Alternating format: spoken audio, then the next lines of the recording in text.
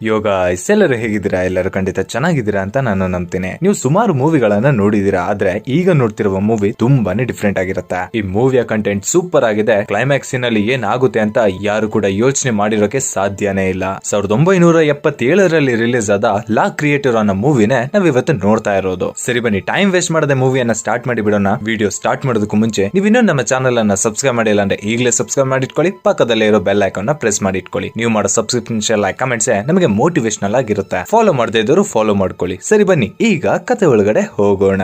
Opening scene ನಲ್ಲಿ ನಮಗೆ heroine ಅನ್ನ ತೋರಿಸ್ತಾರೆ. ಹೀರೋಯಿನ್ ಯಾವುದೇ ರೀತಿ ಕೆಲಸ ಮಾಡ್ತಾ ಇರೋದಿಲ್ಲ, ಅವಳು ಹೌಸ್ ವೈಫ್ ಆಗಿರ್ತಾಳೆ. ಈ ಕಡೆ ನಮ್ಮ ಹೀರೋ ಅನ್ನ ತೋರಿಸ್ತಾರೆ, ಇವನು ಟಿವಿಯ ಚಾನೆಲ್ ಗಳಲ್ಲಿ ಕೆಲಸ ಮಾಡ್ತಾ ಇರ್ತಾನೆ. ಈಗ ಹೀರೋಯಿನ್ ಪ್ರೆಗ್ನೆಂಟ್ ಆಗಿರ್ತಾಳೆ. ಈ ವಿಷಯ ಹೀರೋಗೂ ಕೂಡ ಗೊತ್ತಾಗುತ್ತೆ. ಇಬ್ರು ಕೂಡ ತುಂಬಾನೇ ಸಂತೋಷ ಪಡ್ತಾರೆ. ಹಾಗೆ ನೆಕ್ಸ್ಟ್ ಚೆಕಪ್ ಗೆ ಹೋಗ್ಬೇಕಲ್ವಾ, ಅವಳನ್ನ ಕರ್ಕೊಂಡು ಡಾಕ್ಟರ್ ಹತ್ರ ಹೋಗ್ತಾನೆ. ಹಾಗೆ ಹೋಗ್ತಾ ದಾರಿಯಲ್ಲಿ ಕಾರಿಗೆ ಡೀಸೆಲ್ ಹಾಕಿಸ್ಕೊಳ್ಳೋಣ ಅಂತ ಒಂದು ಬಂಕ್ ಹತ್ರ ನಿಲ್ಲಿಸ್ತಾನೆ. ಹೀರೋಯಿನ್ ಕಾರಿಂದ ಹೊರಗೆ ಬರ್ತಾಳೆ. ದೂರದಲ್ಲಿ ನಾಯಿಯನ್ನ ಕಟ್ಟಿರ್ತಾರೆ. ಅದನ್ನ ನೋಡಿ ಅವಳಿಗೆ ಆಸೆ ಆಗಿ ಅದನ್ನ ಮುಟ್ಟೋಣ ಅಂತ ಅದ್ರ ಹತ್ರ ಹೋಗ್ತಾಳೆ. ಹೇಗಿದ್ರು ನಾಯಿಯನ್ನ ಕಟ್ಟಾಕಿದವರಲ್ಲ, ಅದೇನು ಮಾಡಲ್ಲ ಅಂತ ಅದ್ರ ತಲೆ ಸೌರಕ್ಕೆ ಹೋಗ್ತಾಳೆ. ನೋಡಿದ್ರೆ ನಾಯಿ ಅವಳ ಮೇಲೆ ಬೊಗ್ಲೋಕೆ ಸ್ಟಾರ್ಟ್ ಮಾಡುತ್ತೆ. ತುಂಬಾನೇ ರ್ಯಾಶ್ ಆಗಿ ಬಿಹೇವ್ ಮಾಡುತ್ತೆ. ಅವಳನ್ನೇ ಕಚ್ಚೋದಕ್ ಬಂದ್ಬಿಡುತ್ತೆ. ಇಲ್ಲಿ ಹೀರೋಯಿನ್ಗೆ ಇದನ್ನ ನೋಡಿ ಟೆನ್ಷನ್ ಆಗಿ ಅವಳಿಗೆ ಇದ್ದಕ್ಕಿದ್ದಂಗೆ ಹೊಟ್ಟೆ ನೋವು ಬಂದ್ಬಿಡುತ್ತೆ. ಹಾಗೆ ಹೊಟ್ಟೆಯನ್ನ ಇಟ್ಕೊಂಡು ಅಲ್ಲೇ ಕೂತ್ ಬಿಡ್ತಾಳೆ. ಇದನ್ನ ನೋಡಿದ ಹೀರೋ ಓಡ್ ಬಂದು ಅವಳನ್ನ ಕಾರ್ ಒಳಗೆ ಕೂರಿಸಿ ಅಲ್ಲಿಂದ ಹಾಸ್ಪಿಟಲ್ ಗೆ ಕರ್ಕೊಂಡು ಹೋಗ್ತಾನೆ. ಆ ನಾಯಿ ಹಾಗೆ ಮಾಡಿದಕ್ಕೆ ಅವಳು ತುಂಬಾನೇ ಅಳ್ತಾ ಇರ್ತಾಳೆ, ಮತ್ತೆ ತುಂಬಾನೇ ಹೆದರ್ಕೊಂಡಿರ್ತಾಳೆ. ಇದರಿಂದ ಅವಳ ಮಗು ಹೊಟ್ಟೆಯಲ್ಲೇ ಸತ್ತು ಹೋಗುತ್ತೆ. ಇದನ್ನ ಕೇಳಿ ಹೀರೋಗೆ ತುಂಬಾನೇ ಬೇಜಾರಾಗುತ್ತೆ. ಸ್ವಲ್ಪ ದಿನಗಳಾಗುತ್ತೆ. ಡಾಕ್ಟರ್ ಹೀರೋ ಹತ್ರ ಆ ಇನ್ಸಿಡೆಂಟ್ ಇಂದ ನಿಮ್ಮ ಹೆಂಡತಿ ತುಂಬಾನೇ ಹೆದರ್ಕೊಂಡಿದ್ದಾರೆ, ಇದರಿಂದ ಹೊರಗಡೆ ಬರೋದಕ್ಕೆ ಅವ್ರಿಗೆ ಸ್ವಲ್ಪ ಟೈಮ್ ಬೇಕಾಗುತ್ತೆ. ನೀವೇ ಅವ್ರನ್ನ ತುಂಬಾ ಹುಷಾರಾಗಿ ನೋಡ್ಕೋಬೇಕು. ಮತ್ತೆ ಅವ್ರಿಗೆ ಏನೇನ್ ಇಷ್ಟ ಆಗುತ್ತೋ ಅದೆಲ್ಲವನ್ನ ಕೊಡ್ಸಿ. ಅವ್ರಿಗೆ ಯಾವ ಪ್ಲೇಸ್ ಅಂದ್ರೆ ಇಷ್ಟ ಅಲ್ಲಿಗೂ ಕೂಡ ಕರ್ಕೊಂಡು ಹೋಗಿ ಅವ್ರನ್ನ ತುಂಬಾ ಸಂತೋಷವಾಗಿ ಇಟ್ಕೊಳ್ಳಿ. ಅವಾಗ ಬೇಕಾದ್ರೆ ನಿಮ್ಗೆ ಮತ್ತೆ ಮಗು ಆಗೋ ಚಾನ್ಸಸ್ ಇದೆ ಅಂತ ಡಾಕ್ಟರ್ ಹೇಳ್ತಾರೆ. ಸರಿ ಅಂತ ಹೀರೋನುವೆ ಈಗ ಅವಳನ್ನ ಎಲ್ಲಾರು ಒಂದ್ ಕಡೆ ಕರ್ಕೊಂಡು ಹೋಗ್ಬೇಕಲ್ಲ, ಮೈಂಡ್ ಫ್ರೀ ಆಗೋದಿಕ್ಕೆ ಅಂತ ಒಂದು ಬೀಚ್ ಹತ್ರ ಕರ್ಕೊಂಡು ಹೋಗಿರ್ತಾನೆ. ಹಾಗೆ ಅಲ್ಲಿ ಹೀರೋ ಮತ್ತೆ ಹೀರೋಯಿನ್ ತುಂಬಾ ಖುಷಿಯಾಗಿ ಸಂತೋಷವಾಗಿರ್ತಾರೆ. ಅಲ್ಲಿ ಆಟ ಆಡ್ಕೊಂಡು ಜಾಲಿಯಾಗಿರ್ಬೇಕಾದ್ರೆ ಅವರ ಪಕ್ಕದಲ್ಲೇ ಯಾವುದೋ ಒಂದು ಬೀದಿ ನಾಯಿ ಆಟ ಆಡ್ತಾ ಇರೋದಾಗಿ ಕಾಣಿಸುತ್ತೆ. ಇದನ್ನ ನೋಡಿ ಹೀರೋಯಿನ್ ತುಂಬಾನೇ ಹೆದರ್ಕೋತಾಳೆ. ಯಾಕಂದ್ರೆ ಲಾಸ್ಟ್ ಟೈಮ್ ಒಂದು ನಾಯಿ ತುಂಬಾನೇ ಬೊಗ್ಲಿದ್ದಕ್ಕೆ ಅಲ್ವಾ ಇವಳು ಹೆದರ್ಕೊಂಡಿದ್ದು. ಈ ನಾಯಿ ಕೂಡ ಅದೇ ಕಲರ್ ಅಲ್ಲಿ ಇರುತ್ತೆ, ಕಪ್ಪು ಕಲರ್ಲಿ. ಈಗ ಆ ನಾಯಿ ಇವಳಿಗೆ ಏನ್ ಮಾಡ್ಬಿಡುತ್ತೋ ಅಂತ ಹೆದರ್ಕೋತಿರ್ತಾಳೆ. ಈಗ ಆ ನಾಯಿ ಕೂಡ ಇವರ ಹತ್ರ ಬರ್ತಾ ಇರುತ್ತೆ. ನೋಡಿದ್ರೆ ತುಂಬಾ ಸಾಧು ಅಂತ ಅನ್ಸುತ್ತೆ. ಬಾಲ ಅಲ್ಲಾಡಿಸ್ಕೊಂಡು ಅವರ ಹತ್ರನೇ ಬಂದು ಕೂತ್ಕೊಳ್ಳುತ್ತೆ. ಇದನ್ನ ನೋಡಿ ಅವರಿಗೆ ಶಾಕ್ ಆಗುತ್ತೆ. ಹಾಗೆ ಹೀರೋಯಿನ್ ಹೆದರ್ಕೊಂಡೆ ಆ ನಾಯಿನ ಮುಟ್ಟೋದಿಕ್ ಹೋಗ್ತಾ ಇರ್ತಾಳೆ. ಆದ್ರೆ ಅದು ಏನು ಮಾಡೋದಿಲ್ಲ, ತುಂಬಾ ಒಳ್ಳೆ ನಾಯಿ ತರ ಕಾಣಿಸ್ತಾ ಇರುತ್ತೆ. ಹಾಗೆ ಅದ್ರ ಜೊತೆನೆ ಆಟ ಆಡ್ತಾ ಇರ್ತಾರೆ. ಅದು ಕೂಡ ಇವ್ರ ಜೊತೆ ತುಂಬಾನೇ ಫ್ರೆಂಡ್ಲಿ ಆಗಿರುತ್ತೆ. ಮತ್ತೆ ಈಗ ಟೈಮ್ ಆಯ್ತು, ಮನೆಗೆ ಹೋಗೋ ಸಮಯ ಅಂತ ಹೇಳಿ ಅಲ್ಲಿಂದ ಹೊರಟು ಕಾರಿಂದ ಬರ್ತಾ ಇರ್ತಾರೆ. ಆ ನಾಯಿ ಕಾರಿಂದನೇ ಓಡಿ ಬರ್ತಾ ಇರುತ್ತೆ. ಇದನ್ನ ನೋಡಿ ಹೀರೋಯಿನ್ ಹೀರೋಗೆ ಕಾರನ್ನ ನಿಲ್ಸೋದಿಕ್ ಹೇಳ್ತಾಳೆ. ಮತ್ತೆ ಆ ನಾಯಿಯನ್ನು ಕೂಡ ಕಾರ್ ಒಳಗೆ ಕರ್ಕೊಂಡು ಅದನ್ನು ಕೂಡ ಕರ್ಕೊಂಡು ಹೋಗ್ತಾರೆ. ಆದ್ರೆ ಇದು ಹೀರೋಗೆ ಸ್ವಲ್ಪನೂ ಕೂಡ ಇಷ್ಟ ಇರೋದಿಲ್ಲ. ಯಾಕಮ್ಮ ಈ ನಾಯಿನ ತಗೊಂಡು ಸಾಕ್ತೀನಿ ಅಂತಿದೆಯಲ್ಲ, ಇದು ಬೇಡ, ನಾನು ಬೇರೆ ತರ್ತೀನಿ ಅಂತ ಹೇಳಿದ್ರೆ ಬೇಡ ನನಗೆ ಈ ನಾಯಿನೇ ಇಷ್ಟ, ಈ ನಾಯಿನೇ ನಾವು ಸಾಕೋಣ ಅಂತ ಹೇಳಿ ಅದನ್ನೇ ಕಾರೊಳಗೆ ಕೂರ್ಸ್ಕೊಂಡು ಅಲ್ಲಿಂದ ಹೊರಡ್ತಾರೆ. ಹೀರೋನು ಕೂಡ ಅವಳಿಗೆ ಏನನ್ನು ಮಾತಾಡೋದಿಲ್ಲ. ಯಾಕೆಂದ್ರೆ ಡಾಕ್ಟರ್ ಹೇಳಿರ್ತಾರೆ ಅಲ್ವಾ, ಹೀರೋಯಿನ್ ಅನ್ನ ಚೆನ್ನಾಗಿ ನೋಡ್ಕೋಬೇಕು ಅಂತ. ಮನೆಗೆ ಕರ್ಕೊಂಡು ಬಂದು ಸಾಕ್ತಾಳೆ. ಆ ನಾಯಿ ಮತ್ತೆ ಅವಳು ತುಂಬಾನೇ ಕ್ಲೋಸ್ ಫ್ರೆಂಡ್ಸ್ ಆಗ್ಬಿಡ್ತಾರೆ. ಆ ನಾಯಿ ಕೂಡ ಹೀರೋಯಿನ್ ಹೇಳಿದ ಕೆಲಸವನ್ನೆಲ್ಲ ಮಾಡ್ತಾ ಇರುತ್ತೆ. ಅದರ ಜೊತೆ ಆಟ ಆಡ್ತಾ ತನಗೊಂದು ಮಗು ಇಲ್ಲ ಅನ್ನೋ ಕೊರಗನ್ನೇ ಅದು ಮರೆಸ್ಬಿಡುತ್ತೆ. ಮತ್ತೆ ಆ ನಾಯನ್ನ ಇವಳು ಕ್ಲೀನ್ ಮಾಡಿ ಸ್ನಾನವನ್ನು ಕೂಡ ಮಾಡಿಸಿ ಅದನ್ನ ಕ್ಲೀನ್ ಆಗಿ ಇಟ್ಟಿರ್ತಾಳೆ. ಸರಿ, ಈಗ ಆ ನಾಯಿಗೆ ಒಂದು ಹೆಸರು ಮಾಡಬೇಕಲ್ವಾ. ಸರಿ, ಬ್ರೂನೋ ಅಂತ ಹೆಸರು ಮಾಡಕ್ತಾಳೆ. ಇದು ಯಾವ ಹೆಸರು ಅಂದ್ರೆ ಅವರಿಬ್ರಿಗೂ ಯಾವ ಮಗು ಆಗುತ್ತೋ ಆ ಮಗುಗೆ ಇಡಬೇಕಾದ ಹೆಸರೇ ಇದು. ಇದನ್ನ ಕೇಳಿದ ಹೀರೋಗೆ ತುಂಬಾನೇ ಕೋಪ ಬರುತ್ತೆ. ಏನಮ್ಮ ನೀನು ನಮ್ಗೆ ಹುಟ್ಟೋ ಮಗುಗೆ ಇರೋ ಹೆಸರನ್ನ ಆ ನಾಯಿಗೆ ಇಟ್ಟಿದೆಯಲ್ಲ ಅಂತ ಕೇಳ್ತಾನೆ. ಇಲ್ಲ ರೀ, ಅದು ಕೂಡ ನಮ್ಮ ಮಗು ತರನೇ ಅಲ್ವಾ, ಅದಕ್ಕೂ ಒಂದು ಹೆಸರು ಬೇಡವಾ, ಅದು ಇದು ಅಂತ ಹೇಳ್ತಾಳೆ. ಹೀರೋನು ಕೂಡ ಇದನ್ನ ಸರಿ ಅಂತ ಒಪ್ಕೋತಾನೆ. ಈಗ ಹೀರೋಯಿನ್ ಮಗು ಕಳ್ಕೊಂಡಿರ್ತಾಳೆ ಅಲ್ವಾ, ಆ ಇನ್ಸಿಡೆಂಟ್ ಇಂದ ಹೊರಗೆ ಬಂದಿರ್ತಾಳೆ. ಹೀರೋನು ಕೂಡ ಆ ದಿನ ನೈಟ್ ಕೆಲಸವನ್ನ ಮುಗಿಸ್ಕೊಂಡು ಬೇಗ ಮನೆಗೆ ಬರ್ತಾನೆ. ಬಂದು ಇಬ್ರುವೆ ಹಾಗೆ ರೊಮ್ಯಾನ್ಸ್ ಮಾಡ್ತಾ ಇರ್ತಾರೆ. ಹೀಗೆ ಹೀರೋ ಇನ್ನೇನ್ ಅವಳ ಹತ್ರ ಕ್ಲೋಸ್ ಆಗಿ ಮೂವ್ ಆಗ್ಬೇಕು ಅನ್ನೋಷ್ಟರಲ್ಲಿ ಆ ನಾಯಿ ಇರುತ್ತೆ ಅಲ್ವಾ ಬ್ರೂನೋ, ಇವನನ್ನ ನೋಡ್ಕೊಂಡು ತುಂಬಾನೇ ಕಿರ್ಚಾಡುತ್ತೆ. ಅವಳನ್ನ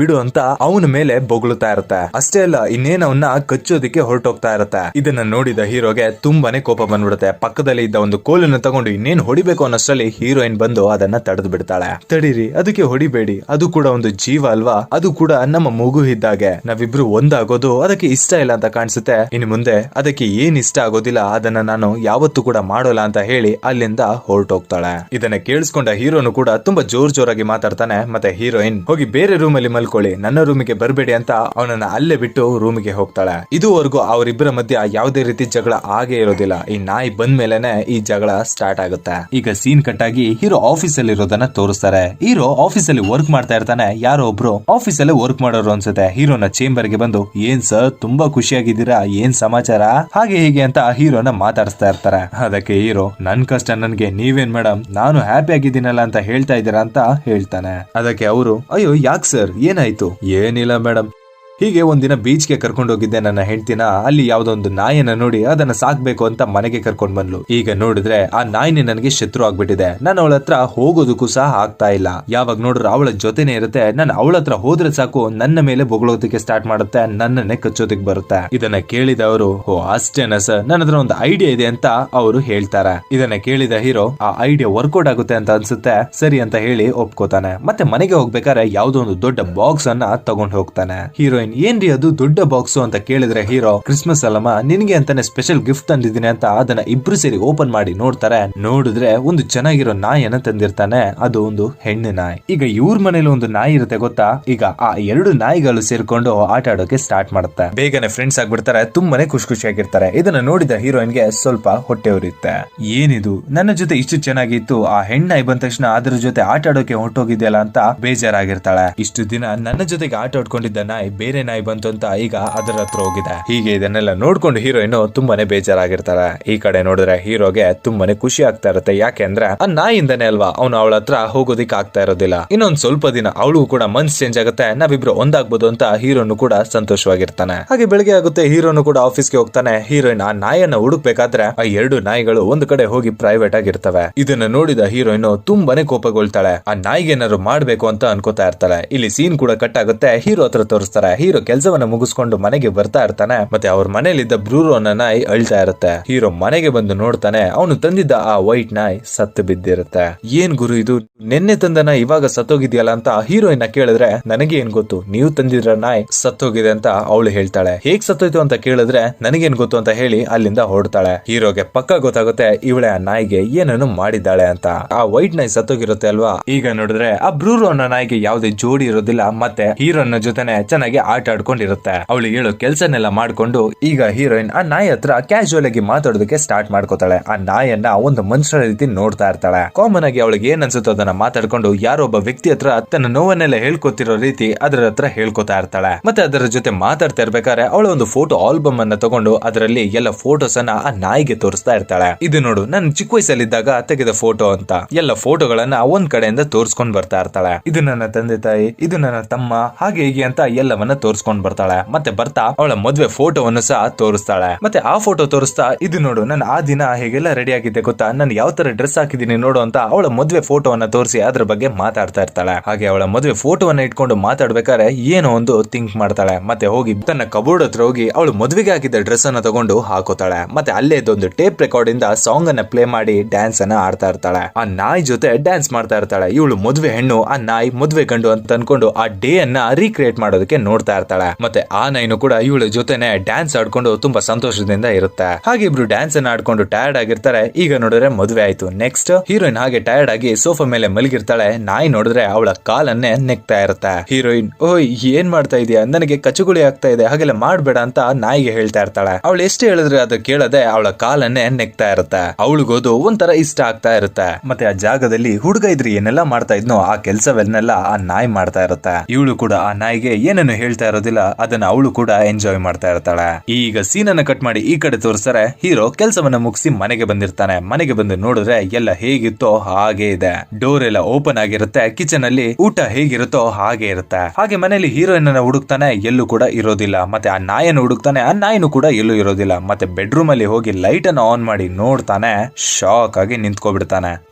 ಏನು ಅಂತ ನೋಡಿದ್ರೆ ಆ ನಾಯಿನು ಮತ್ತೆ ಹೀರೋಯಿನ್ ಬೆಡ್ ಅಲ್ಲೇ ಮಲಗಿರ್ತಾರೆ. ಹೀರೋಯಿನ್ ಮೈ ಮೇಲೆ ಬಟ್ಟೆನೆ ಇರೋದಿಲ್ಲ. ಮತ್ತೆ ನೋಡಿದ್ರೆ ಆ ನಾಯಿನು ಕೂಡ ತುಂಬಾ ಟಯರ್ಡ್ ಆಗಿ ಮಲಗಿರೋ ತರ ಇದೆ. ಹೀರೋಯಿನ್ ಕೂಡ ತುಂಬಾನೇ ಟಯರ್ಡ್ ಆಗಿ ಮಲಗಿರ್ತಾಳೆ. ಮತ್ತೆ ಪಕ್ಕದಲ್ಲಿ ಅವರ ಮದ್ವೆಗೆ ಹೀರೋಯಿನ್ ಹಾಕಿದ್ದ ಡ್ರೆಸ್ ಇರುತ್ತೆ, ಅದರ ಮೇಲೆ ನಾಯಿನ ಕಾಲ್ ಗುರುತಿರುತ್ತೆ. ಇದನ್ನ ನೋಡಿದ್ಮೇಲೆ ಹೀರೋಗೆ ಹೇಗಾಗ್ಬೇಡ ಹೇಳಿ ಹಾಗೆ ಸ್ಟನ್ ಆಗಿ ಅಲ್ಲೇ ನಿಂತು ಬಿಡ್ತಾನೆ. ಆ ನಾಯಿಗೆ ಏನೋ ಸೌಂಡ್ ಆಯ್ತು ಅಂತ ಕಾಣಿಸುತ್ತೆ. ನೋಡಿದ್ರೆ ಹೀರೋ ಅಲ್ಲಿ ಇರ್ತಾನೆ. ಸಡನ್ ಆಗಿ ಎದ್ದು ನಿಂತು ಬಿಡುತ್ತೆ. ಯಾಕೆ ಅಂತ ನಿಮಗೂ ಗೊತ್ತು. ಈ ಕಡೆ ಹೀರೋನು ಕೂಡ ಸರಿ ಅಂತ ಹೇಳಿ ಡೋರ್ ಅನ್ನ ಲಾಕ್ ಮಾಡ್ಕೊಂಡು ಹೋಗ್ತಾನೆ. ಹಾಗೆ ಈಗ ಬೆಳಗ್ಗೆ ಆಗಿರುತ್ತೆ. ಹೀರೋಯಿನ್ ಸ್ನಾನ ಮಾಡ್ತಾ ಇರ್ತಾಳೆ. ಬ್ರೂನೋಗೆ ಟವಲ್ ಎತ್ಕೊಂಡ್ ಬಾ ಅಂತ ಹೇಳಿದ್ರೆ ಅದು ಟವಲ್ ಎತ್ಕೊಂಡ್ ಬರುತ್ತೆ, ಆದ್ರೆ ಅವಳ ಕೈಗೆ ಕೊಡ್ತಾನೆ ಇರೋದಿಲ್ಲ. ಅವಳು ಎಷ್ಟೇ ಕೇಳ್ಕೊಂಡ್ರು ಅದು ಟವಲ್ ಎತ್ಕೊಂಡ್ ಬಂದಿರುತ್ತೆ, ಆದ್ರೆ ಅದನ್ನ ಕೊಡ್ತಾ ಇರೋದಿಲ್ಲ. ಹೀರೋಯಿನ್ ಹೇಯ್ ನನಗೊಂಥರ ಆಗ್ತಾ ಇದೆ, ಟವಲ್ ಕೊಡು ಅಂತ ಎಷ್ಟೇ ಕೇಳಿದ್ರು ಆ ನಾಯಿ ಕೊಡ್ತಾ ಇರೋದಿಲ್ಲ. ಹೇಗೋ ಆ ನಾಯಿ ಹತ್ರ ಟವಲ್ ಅನ್ನ ಇಸ್ಕೊಂಡು ಅದನ್ನ ಸುತ್ಕೊಂಡು ಹೊರಗೆ ಬರ್ಬೇಕಾದ್ರೆ ಆ ಟವಲ್ ನ ಇಟ್ಕೊಂಡು ಎಳಿತಾ ಇರುತ್ತೆ. ನೋಡಿದ್ರೆ ಆ ನಾಯಿ ಅವಳನ್ನ ಹಾಗೆ ನೋಡ್ಬೇಕು ಅಂತ ಅನ್ಕೋತಾ ಇರತ್ತೆ ಅನ್ಸುತ್ತೆ. ಅವಳು ಗಟ್ಟಿಯಾಗೇನೆ ಇಟ್ಕೊಂಡಿರ್ತಾಳೆ, ಆದ್ರೂ ಆ ನಾಯಿ ಅದನ್ನ ಬಿಡೋದಾಗಿ ಕಾಣ್ತಾ ಇರೋದಿಲ್ಲ, ತುಂಬಾನೇ ಗಟ್ಟಿಯಾಗಿ ಎಳಿತಾ ಇರುತ್ತೆ. ಕೊನೆಗೆ ಹಾಗೆ ಅದನ್ನ ಕಚ್ಚಿ ಎಳ್ದ್ ಬಿಡುತ್ತೆ. ಈಗ ನೋಡಿದ್ರೆ ನಾಲ್ಗೆನ ಆಚೆ ಬಿಟ್ಟು ಜೊಲ್ಲನ್ನ ಸುರ್ಸ್ಕೊಂಡು ಹಾಗೆ ನಿಂತು ಬಿಡುತ್ತೆ. ಈಗ ಹೀರೋಯಿನ್ಗೂ ಕೂಡ ಅರ್ಥ ಆಗುತ್ತೆ, ಸರಿ ಬಾ ಇನ್ನು ನಿನ್ನ ತಡೆಯೋಕ್ಕಾಗಲ್ಲ ಅಂತ ಹೇಳ್ತಾಳೆ. ಇದೇ ತರ ಹೀರೋಯಿನ್ ಮತ್ತೆ ಬ್ರೂನೋ ತುಂಬಾ ಹ್ಯಾಪಿ ಆಗಿರ್ತಾರೆ. ಈ ಕಡೆ ನೋಡಿದ್ರೆ ನಮ್ಮ ಹೀರೋಗೆ ಹೇಗೇಗೋ ಆಗ್ಬಿಟ್ಟಿರುತ್ತೆ. ನನ್ನ ಹತ್ರ ಹೋದ್ರೇನೆ ತುಂಬಾನೇ ಕೂಗಾಡ್ತಾಳೆ, ಯಾವಾಗ್ಲೂ ಆ ನಾಯಿ ಜೊತೆಗೆ ಇರ್ತಾಳೆ. ಆ ನಾಯಿ ಬಂದ ಮೇಲೆನೆ ಈಗೆಲ್ಲ ಆಗ್ತಾ ಇರೋದು. ಹಾಗೆ ಅದನ್ನೆಲ್ಲ ನೆನಪಿಸ್ಕೊಂಡು ಬಾರ್ ಅಲ್ಲಿ ಎಣ್ಣೆ ಹೊಡಿತಾ ಇರ್ತಾನೆ. ಹಾಗೆ ಫುಲ್ ಟೈಟ್ ಆಗಿ ಮನೆಗೆ ಬರ್ತಾನೆ. ನೋಡಿದ್ರೆ ಹೀರೋಯಿನ್ ಮಡುದ್ನಲ್ಲೇ ಆ ನಾಯಿನ ಮಲಗಿಸ್ಕೊಂಡು ಲಾಲಿ ಆಡ್ತಾ ಇರ್ತಾಳೆ. ಇದನ್ನ ನೋಡಿ ಹೀರೋಗೆ ಇನ್ನೂ ಕೋಪ ಜಾಸ್ತಿ ಆಗುತ್ತೆ. ಹಾಗೆ ಹೋಗಿ ಆ ನಾಯಿಯನ್ನ ತಳ್ಳಿಬಿಟ್ಟು ಅವಳನ್ನ ಹಿಡಿದು ರೂಮ್ ಗೆ ಕರ್ಕೊಂಡು ಹೋಗ್ತಾನೆ. ಆ ನಾಯಿ ಹಿಂದೆನೆ ಬರ್ತಾ ಇರುತ್ತೆ, ಅದಕ್ಕೆ ಚೆನ್ನಾಗಿ ಹೊಡೆದು ಆ ರೂಮ್ ಡೋರ್ ಅನ್ನ ಲಾಕ್ ಮಾಡಿ ಬಿಡ್ತಾನೆ. ಹೀರೋಯಿನ್ ಗೆ ಇಷ್ಟ ಇಲ್ಲ ಅಂದ್ರೂ ಇವನೇ ಹಿಂಸೆ ಮಾಡ್ತಾ ಇರ್ತಾನೆ. ಮತ್ತೆ ತುಂಬಾನೇ ಟೈಟ್ ಆಗಿರ್ತಾನೆ ಅಲ್ವಾ. ಹೀರೋಯಿನ್ ಎಷ್ಟೇ ಕೇಳ್ಕೊಂಡು ಬಿಡೋದೇ ಇಲ್ಲ, ತುಂಬಾ ಕೆಟ್ಟದಾಗಿ ವರ್ತಿಸ್ತಾನೆ, ದೊಡ್ಡ ರಾಕ್ಷಸ ರೀತಿನೇ ವರ್ತಿಸ್ತಾನೆ. ಈ ಕಡೆ ನೋಡಿದ್ರೆ ಆ ನಾಯಿಗೆ ಟೆನ್ಷನ್ ಆಗ್ಬಿಟ್ಟಿರುತ್ತೆ ಅನ್ಸುತ್ತೆ. ಡೋರ್ ಅನ್ನ ತೆಗಿ ಅಂತ ಬೊಗಳ್ತಾ ಇರುತ್ತೆ. ಎಷ್ಟೇ ಬೊಗಳಿದ್ರು, ಎಷ್ಟೇ ಆ ಲಾಕ್ ಅನ್ನ ತೆಗೆಯೋದಕ್ಕೆ ಟ್ರೈ ಮಾಡಿದ್ರು ಆ ನಾಯಿ ಒಳಗಿಂದ ಇವನು ಏನನ್ನು ಕೂಡ ರೆಸ್ಪಾನ್ಸ್ ಮಾಡ್ತಾ ಇರೋದಿಲ್ಲ. ಹೊರಗಡೆ ಆ ನಾಯಿಗೆ ಡೋರ್ ಅನ್ನ ತೆಗೆಯೋದಕ್ಕೆ ತುಂಬಾನೇ ಟ್ರೈ ಮಾಡುತ್ತೆ, ಆದ್ರೆ ಅದ್ರ ಕೈಯಲ್ಲಿ ಆಗೋದೇ ಇಲ್ಲ. ಈಗ ಈ ಕಡೆ ನೋಡಿದ್ರೆ ಹೀರೋಯಿನ್ ಅಯ್ಯಯ್ಯೋ ಅಂತ ಅಳ್ತಾ ಇರ್ತಾಳೆ. ಹೊರಗಡೆ ನೋಡಿದ್ರೆ ಆ ನಾಯಿ ಕೂಡ ಅಳ್ತಾ ಇರುತ್ತೆ. ಈಗ ಹೀರೋ ನೋಡಿದ್ರೆ ಯಾವ್ದೊಂದು ಚರ್ಚ್ ಹೋಗಿದ್ದಾನೆ. ಅಲ್ಲಿದ್ದ ಫಾದರ್ ಹತ್ರ ತನಗಿದ್ದ ಕಷ್ಟವನ್ನೆಲ್ಲ ಹೇಳ್ಕೋತಾನೆ. ಒಂದು ನಾಯಿಯಿಂದ ನನ್ನ ಕುಟುಂಬನೇ ಎರಡಾಗೋಗಿದೆ, ಇದರಿಂದ ಹೇಗಾದ್ರೂ ಮಾಡಿ ಪರಿಹಾರ ಕೊಡಿ ಅಂತ ಅವನಿಗಾದ ಕಷ್ಟವನ್ನೆಲ್ಲ ಅಲ್ಲಿ ಹೇಳ್ಕೊಂಡಿರ್ತಾನೆ. ಅದಕ್ಕೆ ಫಾದರ್, ನಾ ಒಂದು ಹೇಳ್ತೀನಿ ಹಾಗ್ ಮಾಡು ಸಾಕು ಅಂತ ನನಗೆ ಗೊತ್ತಿರೋರೊಬ್ರು ಬೀದಿ ನಾಯಿಗಳನ್ನೆಲ್ಲ ಸಾಕ್ತಾರೆ, ತುಂಬಾನೇ ಚೆನ್ನಾಗಿ ನೋಡ್ಕೋತಾರೆ. ನೀನು ಅವ್ರ ಹತ್ರ ಈ ನಾಯನ್ನ ಕರ್ಕೊಂಡೋಗಿ ಬಿಟ್ಬಿಡು, ಎಲ್ಲ ಪ್ರಾಬ್ಲಮ್ ಕೂಡ ಸಾಲ್ವ್ ಆಗುತ್ತೆ. ನಾನು ಈ ವಿಷಯದ ಬಗ್ಗೆ ನಿನ್ನ ಹೆಂಡತಿ ಜೊತೆ ಮಾತಾಡ್ತೀನಿ ಅಂತ ಅವನಿಗೆ ಸಮಾಧಾನ ಮಾಡ್ತಾರೆ. ಈಗ ಸೀನ್ ಕಟ್ ಮಾಡಿದ್ರೆ ಹೀರೋ ಮತ್ತೆ ಹೀರೋಯಿನ್ ಆ ನಾಯನ್ನ ಕರ್ಕೊಂಡು ಅವ್ರ ಹತ್ರ ಬಿಟ್ಟು ಬರೋದಕ್ಕೆ ಹೋಗ್ತಾ ಇರ್ತಾರೆ. ಇದು ಹೀರೋಯಿನ್ ಗೆ ಸ್ವಲ್ಪನೂ ಕೂಡ ಇಷ್ಟ ಇರೋದಿಲ್ಲ. ನೋಡಿದ್ರೆ ಫಾದರ್ ಕೂಡ ಹೀರೋಯಿನ್ ಗೆ ಹೇಳಿರ್ತಾರೆ, ಮತ್ತು ಗಂಡನಿಗೂ ಅದು ಮನೆಯಲ್ಲಿರೋದು ಇಷ್ಟ ಇಲ್ಲ ಅಲ್ವಾ, ಅದಕ್ಕೆ ತುಂಬಾನೇ ಬೇಜಾರಾಗಿರ್ತಾಳೆ. ಹಾಗೆ ಒಬ್ರ ಹತ್ರ ಆ ಬ್ರೂರೋ ನಾಯನ್ನ ಕೊಟ್ಟು ಹೋಗ್ತಾ ಇರ್ಬೇಕಾದ್ರೆ ಆ ನಾಯಿ ಅವಳನ್ನ ಬಿಡೋದೇ ಇಲ್ಲ. ಇವಳು ಅಷ್ಟೇ ಆ ನಾಯನ್ನ ಗಟ್ಟಿಯಾಗಿ ಇಟ್ಕೊಂಡು ತಬ್ಬಿ ಅಳ್ತಾ ಇರ್ತಾಳೆ. ಅವರ ಕಾರ್ ನೋಡಿದ್ರೆ ಅಲ್ಲಿಂದ ಹೊರಡ್ತಾ ಇರುತ್ತೆ, ಅದು ಕೂಡ ಅವರ ಜೊತೆ ಹೋಗ್ಬೇಕು ಅಂತ ನೋಡುತ್ತೆ, ಆದ್ರೆ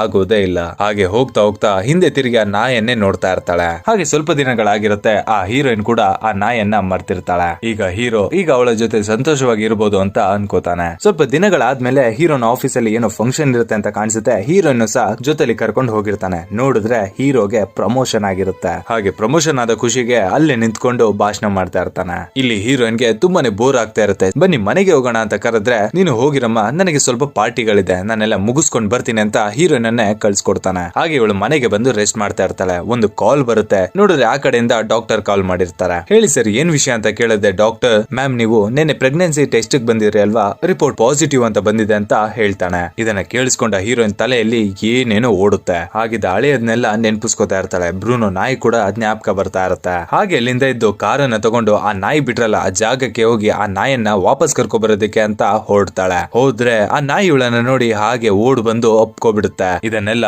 ಅಲ್ಲೇ ನಾಯಿ ಸಾಕ್ತಾ ಇರೋರು ನೋಡ್ತಾರೆ, ಎಷ್ಟು ಅನ್ಯೂನ್ಯವಾಗಿದ್ದಾರೆ ಅಂತ ಅನ್ಕೋತಾ ಇರ್ತಾರೆ. ಹೀರೋಯಿನ್ ಅದನ್ನ ಅಪ್ಕೊಂಡು ಹಾಗೆ ಅದನ್ನ ಕರ್ಕೊಂಡು ಮನೆಗೆ ಬಂದ್ಬಿಡ್ತಾಳೆ. ಈ ಕಡೆ ಹೀರೋ ತುಂಬಾ ಖುಷಿಯಿಂದ ತನಗೆ ಪ್ರಮೋಷನ್ ಸಿಕ್ತು ಅನ್ನೋ ಖುಷಿಯಿಂದ ಪಾರ್ಟಿನೆಲ್ಲ ಮುಗಿಸ್ಕೊಂಡು ಮನೆಗೆ ಬರ್ತಾನೆ.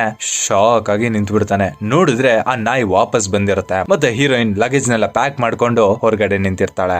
ಏನಮ್ಮ ಇದೆಲ್ಲ ಅಂತ ಹೀರೋ ಕೇಳಿದ್ರೆ, ನಿಮ್ ಜೊತೆ ಇದ್ದು ನನಗೆ ಸಾಕಾಗಿದೆ, ನನಗೆ ಒಬ್ಳೆ ಹೋಗಿ ಬದುಕೋತೀನಿ, ನಾನು ಬ್ರೂನೋ ಇಬ್ರು ಇರ್ತೀವಿ, ಇನ್ನು ಮುಂದೆ ನಾನ್ ನಿಮ್ ಜೊತೆ ಇರಲ್ಲ ಅಂತ ಅಲ್ಲಿಂದ ಹೊರಟು ಬಿಡ್ತಾಳೆ. ಸ್ವಲ್ಪ ದಿನಗಳಾಗುತ್ತೆ. ಹೀರೋಯಿನ್ ಮತ್ತೆ ಬ್ರೂನೋ ಸಪರೇಟ್ ಆಗಿರ್ತಾರೆ. ಈಗ ಹೀರೋಯಿನ್ ಪ್ರೆಗ್ನೆಂಟ್ ಆಗಿರ್ತಾಳೆ. ಹಾಗೆ ಬ್ರೂನೋ ಜೊತೆನೆ ಹ್ಯಾಪಿ ಆಗಿರ್ತಾಳೆ. ಇಲ್ಲಿಗೆ ಈ ಮೂವಿ ಮುಗಿಯುತ್ತೆ. ಈ ಮೂವಿಯ ಬಗ್ಗೆ ನಿಮ್ಗೆ ಏನ್ ಅನ್ನಿಸ್ತು ಅನ್ನೋದನ್ನ ಮಿಸ್ ಮಾಡದೆ ಕಮೆಂಟ್ ಅನ್ನ ಮಾಡಿ, ವಿಡಿಯೋಗೊಂದು ಲೈಕ್ ಕೊಡಿ. ಈ ತರ ಡಿಫ್ರೆಂಟ್ ಆದ ಮೂವೀಸ್ ಅನ್ನ ನಾವು ನಿಮ್ಗೆ ಕೊಡ್ತಾನೆ ಇರ್ತೀವಿ. ನೀವು ಮಾಡ್ಬೇಕಾದ್ರೆ ನಿಮ್ಮ ಸಪೋರ್ಟ್ ಮಾತ್ರ, ಏನಿಲ್ಲ ನಿಮ್ಮ ಫ್ರೆಂಡ್ಸ್ ಮತ್ತೆ ಫ್ಯಾಮಿಲಿ ಮೆಂಬರ್ಸ್ ಗೆ ಈ ವಿಡಿಯೋನ ಕಳಿಸಿ, ಹೇ ನೋಡು ಸಬ್ಸ್ಕ್ರೈಬ್ ಮಾಡ್ಕೋ, ಚೆನ್ನಾಗಿದೆ ನೋಡು ಅಂತ ಹೇಳಿದ್ರೇನೆ ಸಾಕು. Soon catch people with another nice video. Take care and by.